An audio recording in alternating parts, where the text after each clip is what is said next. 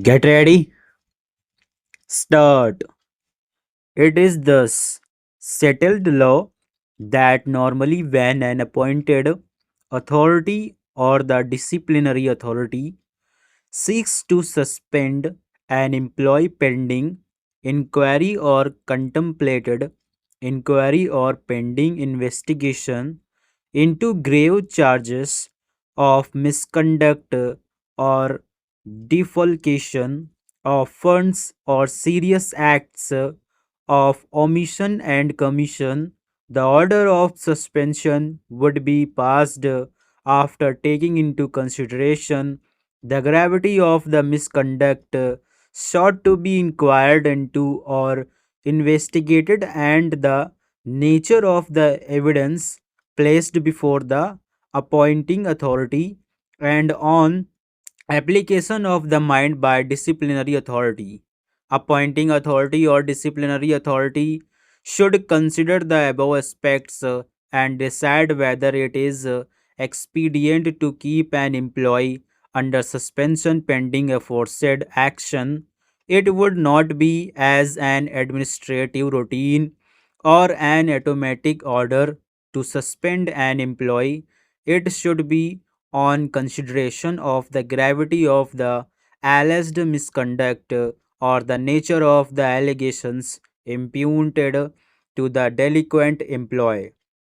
The court or the tribunal must consider each case on its own facts, and no general law could be laid down in that behalf. Suspension is not a punishment but is only one of forbidding or disabling an employee to discharge the duties of office or post to avail further opportunity to perpetrate the alleged misconduct or to remove the impression among the members of service that dereliction of duty would pay fruits and the offending employee could get away, even pending inquiry, without any impediment or to prevent an opportunity to the delinquent officer to scuttle the inquiry or investigation or to win over the witnesses or the delinquent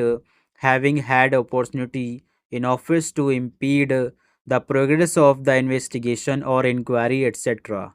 It would be another thing if the action is actuated by malafide arbitrary or for ulterior purpose. The suspension must be a step in aid to the ultimate result of the investigation or inquiry.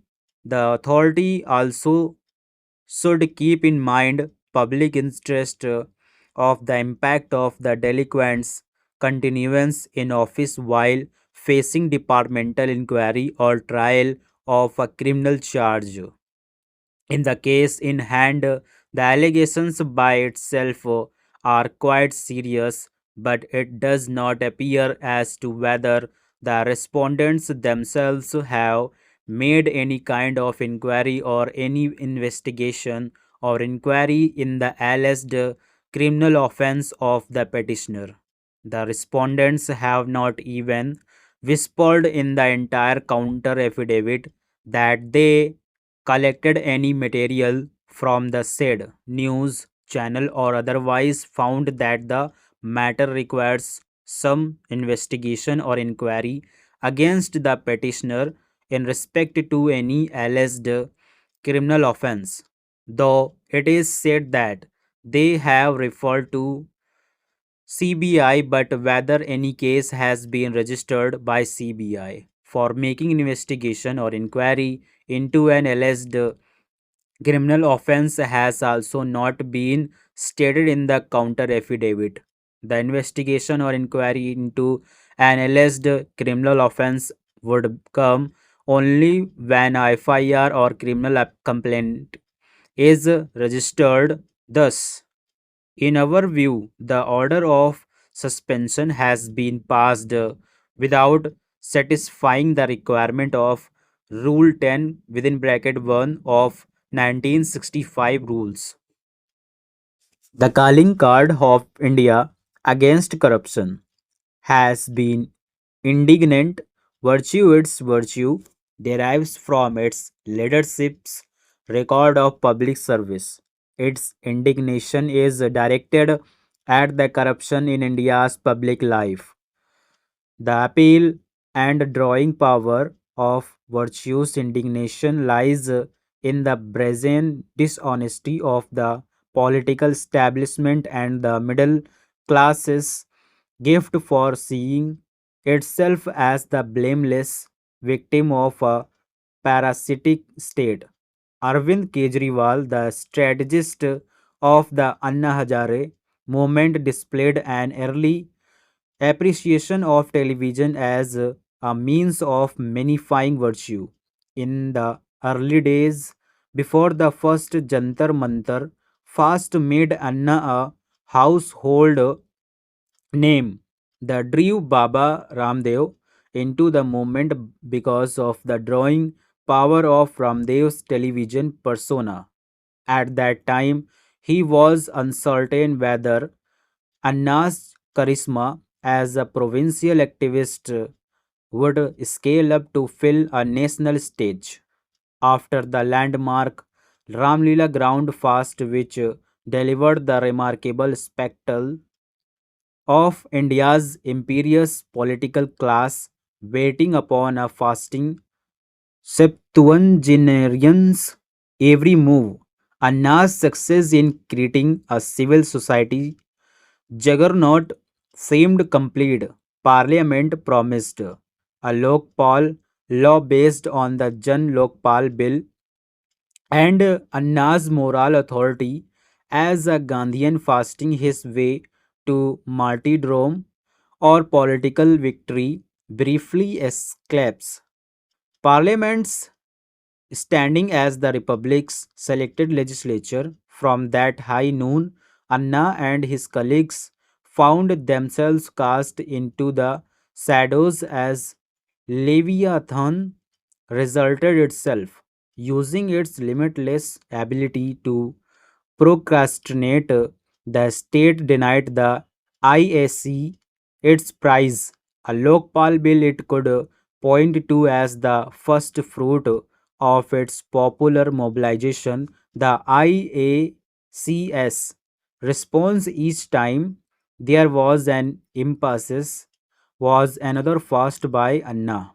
It became an traveling repertory company with just one play in its repertoire, and the inevitable happened.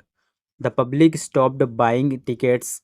IAC then decided to support virtues candidates fielded by others in elections. As the antagonism between it and the UPA became more acute, this position because indistinguishable from supporting candidates opposed to the UPA.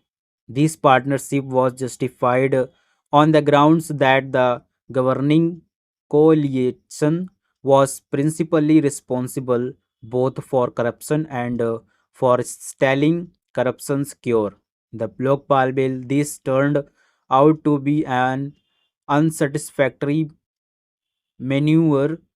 Anna's movement couldn't plausibly claim credit for the UPA's electoral defeats and its moral authority as a movement that transcended politicking seemed compromised by its anti-UPA stance. Anna's fasts once Trump card became liabilities instead of being buoyed up by an enormous public presence. Anna was embarrassed by its absence.